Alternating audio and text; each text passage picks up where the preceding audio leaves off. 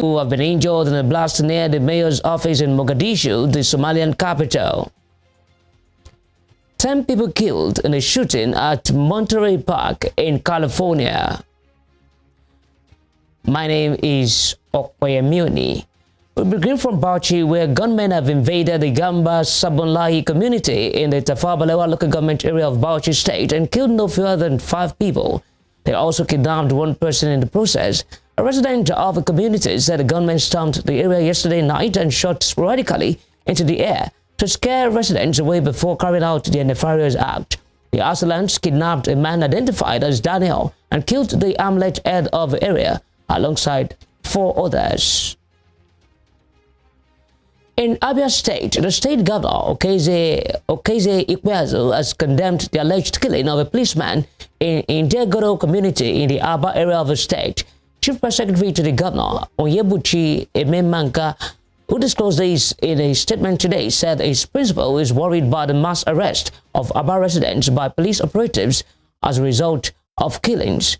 According to him, it is unacceptable that police officers who strive day and night for the safety of the citizens will receive any form of hostility from Abia residents. He assured that the state government will work with the Abia State Police Command in fishing out the perpetrators of the heinous act and ensure that they face the law as appropriate. Governor Ikweazu also reiterated his administration's commitment to restoring peace and order in the area. Yobe State Governor Mai Malabuni has appealed to the Central Bank of Nigeria to extend the January 31st deadline for the phasing out of the old Naira notes, since the Apex Bank announced the new 200 Naira, 500 Naira, and 1,000 Naira denominations on October 26, 2022. The CBN has insisted that the deadline would not be extended, but Governor Buni urged the Apex Bank to give a special concession and alternatives to Yobe residents for the change of the Naira notes.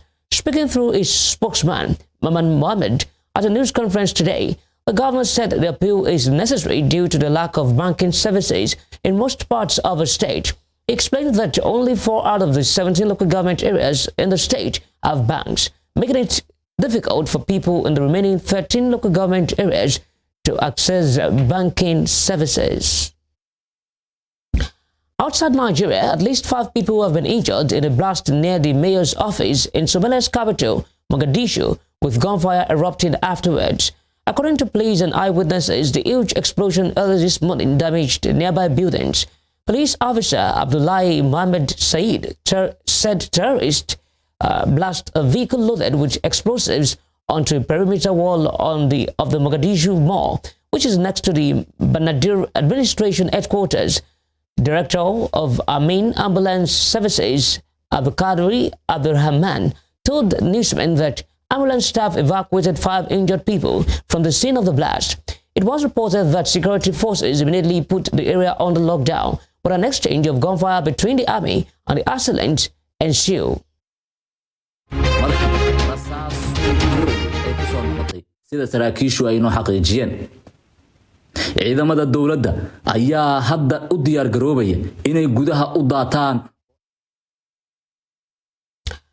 A U.S. airstrike assisted government troops in Somalia has killed about 30 Islamist al-Shabaab militants, and U.S. military says the operation happened near the town of Galkad, about 260 kilometers northeast of the capital, Mogadishu. Over the past few days, the Somali army and al-Shabaab militants have fought for control of the town. The U.S. Africa Command says Friday's airstrike came as the army was being attacked by more than 100 militants. Earlier, the Islamists killed 7 soldiers after storming a military base in Galkad. Somalia's information ministry said dozens of the militants were killed. Tanzania's main opposition party, Chadema, held its first public rally in more than 6 years in the northwestern city of Mwanza yesterday, weeks after President Samia Hassan lifted a ban on political gatherings imposed in 2016.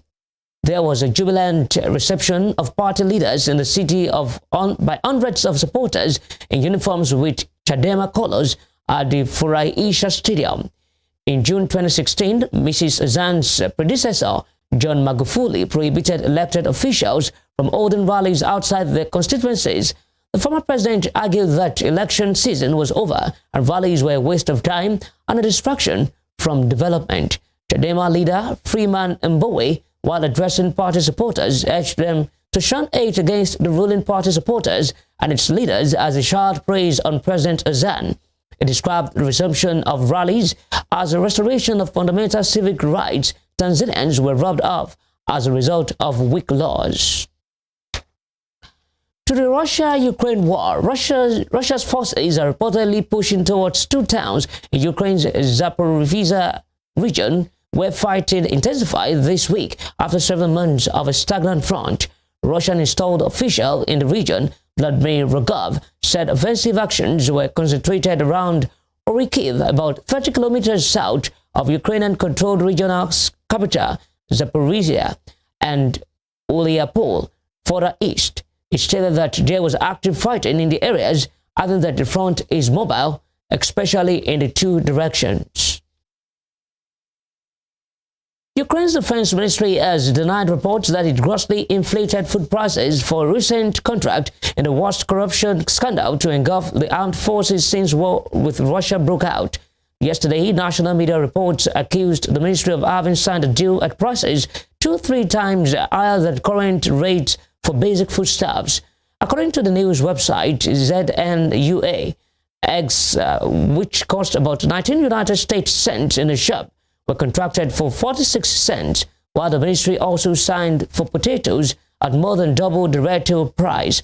It said the signed contract for 2023 will be worth 13 billion hryvnia, more than $360 million at the current rate. The defense ministry called the reports false and said it purchases the relevant products in accordance with procedures established by the law. The United Kingdom says it wants an international deal to provide Ukraine with the German-made tanks that Kiev says it needs in its fight against Russia. British Foreign Minister James Cleverly disclosed this, stating that it will continue having the conversations with NATO allies and partners. He said the UK government will help to facilitate the donation of the best military equipment to Ukraine to help it defend itself against the invasion. Western allies pledged billions of dollars in weapons for Ukraine last week, although they failed to persuade Germany to lift a veto on providing Leopard battle tanks, which are held by an array of NATO nations, but whose supply to Ukraine would require Berlin's approval. Over Christmas and the New Year, I had conversations with the Defence Secretary, with the Prime Minister, other senior members of government about our posture with regard to Ukraine. The Prime Minister decided, quite rightly, that the most humane thing to do is to bring this war to a swift conclusion for the Ukrainians to be successful in the defence of their homeland. That is why we made the commitment to significantly increase our our military support to Ukraine to help them defend themselves, including with Challenger 2 tanks. I would like nothing more than to see the Ukrainians equipped with those most up-to-date armoured vehicles, both tanks and artillery. Britain's former Prime Minister Boris Johnson has made a surprise visit to Ukraine, saying it was a privilege to be there to show solidarity with the war-torn nation. The former Prime Minister, who is facing new questions over his personal finances, was pictured in the town of Borodyanka in the Kiev region. The former British Prime Minister said the suffering of the people of Ukraine has gone on for too long, stating that the only way to end the war is for Ukraine to win. He further stated that this is the right moment to double down and give Ukrainians all the tools they need to finish the job.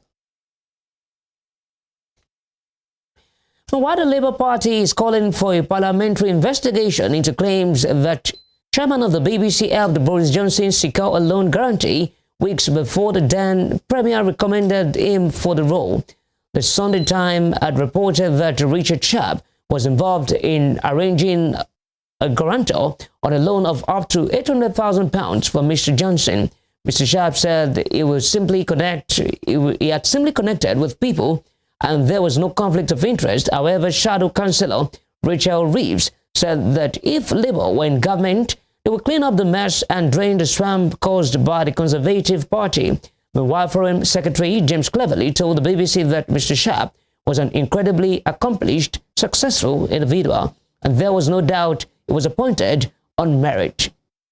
Situation now in the Conservative Party, where you've got the chairman, who used to be the Chancellor, who it looks like has been fined £1 million or more for not paying his taxes. You've got a Deputy Prime Minister who's being investigated for bullying claims, and you've got a former Prime Minister who it is alleged had his extravagant lifestyle funded by a donor who was facilitated by the current chairman of the BBC, who incidentally got that job just after facilitating that arrangement. No, it should be clear that they've denied that anything went wrong in that whole scenario. Yeah, but no one seemed to think there was any need to declare anything in terms of conflicts of interest. And Laura, you've got a Prime Minister who is too weak to do anything about it. And it's going to take an incoming Labour government to clean up this mess, drain the swamp, because frankly, it stinks. I have met Richard, and I spoke with him with relation to the BBC World Service,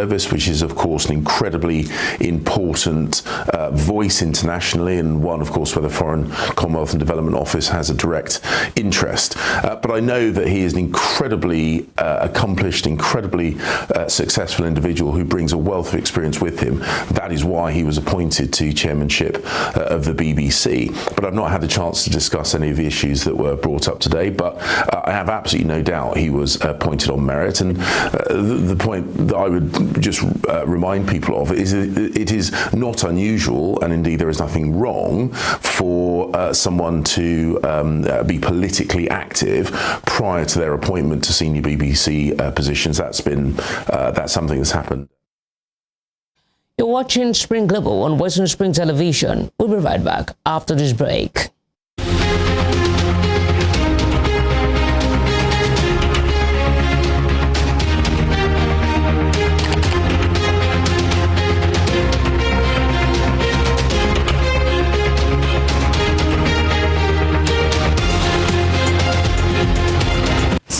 Is a culture on its own.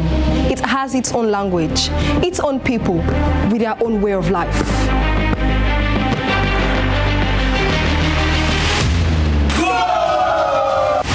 The world of sports is never void of actions, stories, dramas, and scandals. I guess you need a sports show that can walk the walk and talk the talk. On this show, we answer all your sporting questions. The whens, the whys, the wheres, and even the what ifs. Sports Spring is that show that will give you that new lease of life you've been looking for in sports journalism. Join me, Joseph Atewe, and your sports Amazon, Nengi Ernest. On this station, Western Spring Television, channel 190, only on Star Times. Let's talk sports. Let's speak the most universal language of the world. According to the words of Michael Forbes, one who never asks questions either knows everything and nothing. Watch me as I ask the questions you think no one wants to answer. Even questions it appears no one has got the guts to ask. My name is Femi Adifula, and I've got the gut. Let's ask the pertinent questions and watch as we get answers.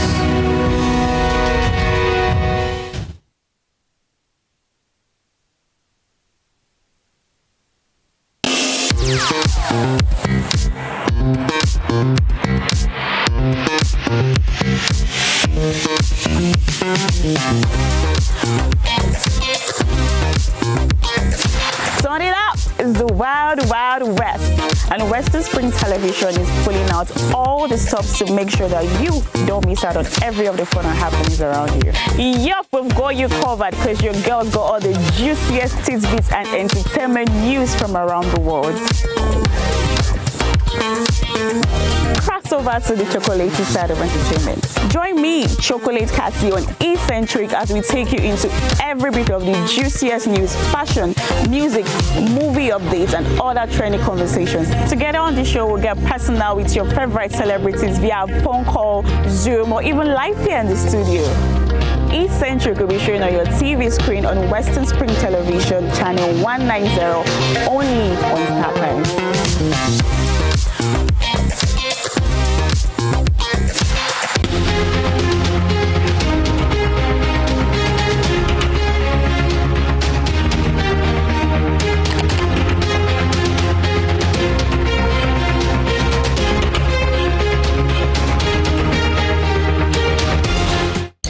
Welcome back on Spring Global on Western Spring Television. Now to the rest of our stories. In the United States, 10 people have died following a shooting at the business premises in the California city of Monterey Park. Police said the incident happened in the early hours of today. Thousands of people had earlier gathered in the city for the Monterey Park Lunar New Year Festival. Police have not yet said how many people were injured in the shooting or if they have made any arrests. Los Angeles County Sheriff's Department Captain Andrew Mayer said the bodies of 10 victims were recovered at the scene. Videos on social media showed a large police presence in the city, which is located about 8 miles east of Los Angeles. I'm Captain Andrew Meyer from Sheriff's Homicide. I'm here to talk to you about the mass shooting incident that occurred here in the city of Monterey Park. This evening, or last night actually, at approximately 10:22 p.m., officers from the Monterey Park Police Department responded to a local business in the 100 block of West Garvey Avenue in the city of Monterey Park regarding a shots fired call. When officers arrived on scene, they observed numerous individuals, patrons of the location, pouring out of the location, screaming. The officers made entry to the location and located additional victims. The Monterey Park Police Fire Department responded to the scene and treated the injured and pronounced 10 of the victims deceased at the scene. There were at least 10 additional victims that were transported to numerous local hospitals and are listed in various conditions from stable to critical. The suspect fled the scene and remains. U.S. Department of Justice investigators have found 6 more classified documents during a 13-hour search of President Joe Biden's home in Delaware. Some documents seized at the Wilmington property on Friday were from his time as a senator and others from his tenure as vice president under Barack Obama. A lawyer for Mr. Biden, Bob Boyer, said personally handwritten notes and surrounding materials were also taken away. Mr. Biden and his wife were not present. Former President Donald Trump is facing a criminal investigation for allegedly mishandling classified files. In South America, Brazil's President Luiz Inácio Lula da Silva has sacked the country's army chief 2 weeks after rioting in the capital. General Julio Cesar de Arruda had only been in the role since the 30th of December, just before former President Jair Bolsonaro's mandate ended. President Lula has said he suspects members of the armed forces colluded with protesters. He has dismissed dozens of military officers in recent days. The Supreme Court is investigating what happened and is including Jair Bolsonaro in the probe. Prosecutors said the far-right former leader may have incited the riot after posting a video that questioned the legitimacy of last year's presidential election. He has denied any involvement or responsibility for the uprising by his supporters. Peru has closed its famous tourist site, Machu Picchu, indefinitely over the ongoing protest against the country's new president. The government said it closed the site and the Inca Trail hike leading up to it to protect tourists and citizens. Hundreds of people who were stuck for hours at the foot of the 15th century Inca citadel have now been rescued. The violent protests, which have seen dozens of people killed, began when Peru's previous leader was ousted. Rail services to Machu Picchu were suspended on Thursday after some train tracks were damaged, allegedly, by protesters.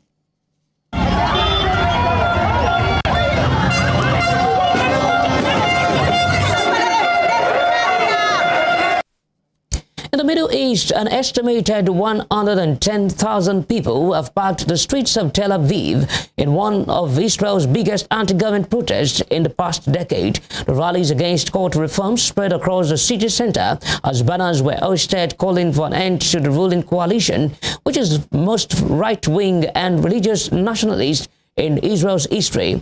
Organizers say they are trying to stop a coup from taking place against the system of government.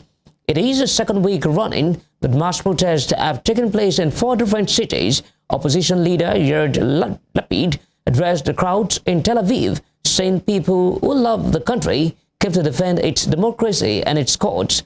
It comes 3 weeks after Prime Minister Benjamin Netanyahu returned to power to form Israel's first stable coalition in 3 years.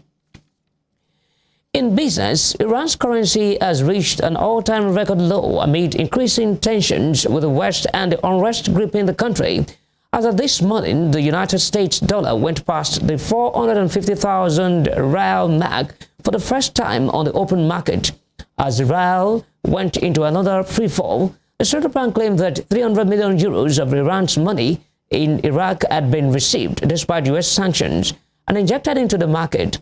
The central bank said it will soon raise the maximum amount of currency that can be sold to an individual annually from 2,000 euros to 5,000 euros in an apparent effort to show it has no shortage of currency.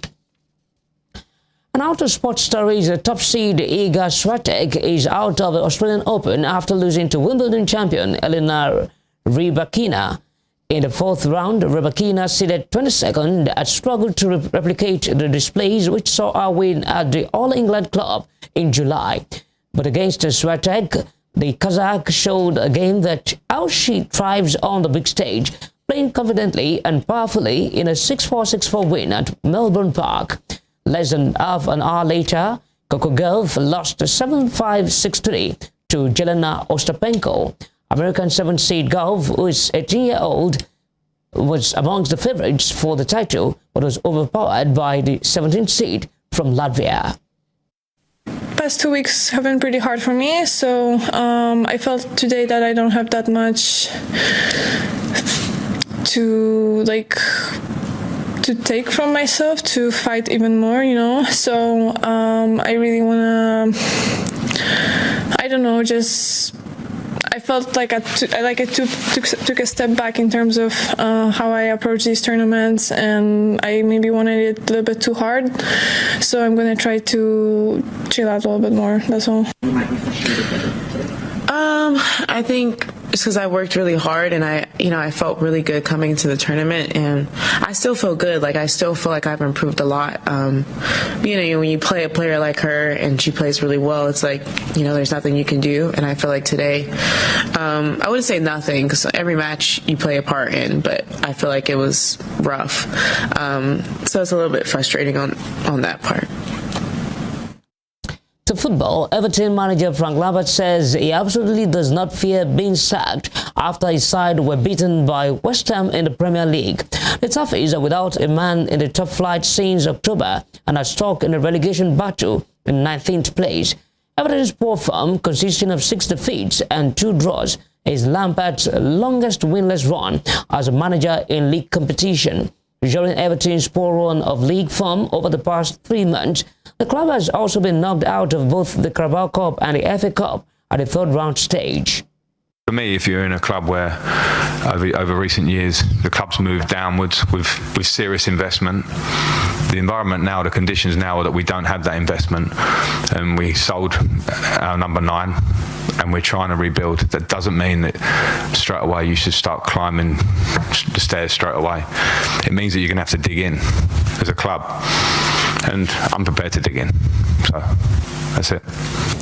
Frank, you've done a lot, seen a lot in this game. How unfair is it on you and on David Moyes, the way this game was built? It's like loser gets the sack. Do you ever get used to something like that? Nah, because it comes with the territory. It's very easy. There's 2 sides for me. Firstly, I think we're very proud and lucky and to have our jobs. There's a lot of perks to our jobs. There's also a lot of sacrifice. And one of the sacrifices that people that are sort of, hidden behind a phone or any kind of outlet can say stuff because it gives them a good feeling. And people like that attention to it. So the less you can hear of that as a manager, or the less it affects you, the better. Because it means nothing. It means nothing. I'm here to do a job. So I'm fine with that. Before we end Spring Global, here is a recap of our top stories. Gunmen have invaded the Gambar Sabon Lai community in the Tafabalawa local government area of Bauchi State and killed no fewer than 5 people. At least 5 people have been injured in a blast near the mayor's office in Somalia's capital, Mogadishu, with gunfire erupting afterwards. In the United States, 10 people have died following a shooting at the business premises in the Californian city of Monterey Park. You can follow us on our social media handles on Facebook, Instagram, and Twitter at Western Spring Television. You can also watch us live on our YouTube channel at Western Spring Television. I am Okoyemioni. Thanks for watching.